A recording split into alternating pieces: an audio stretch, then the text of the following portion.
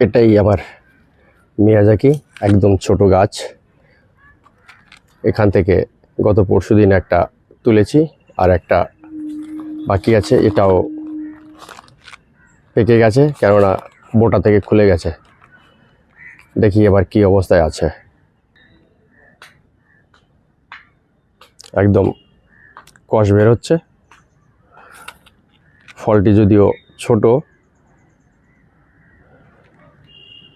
তথাপি মিয়াজাকি তো।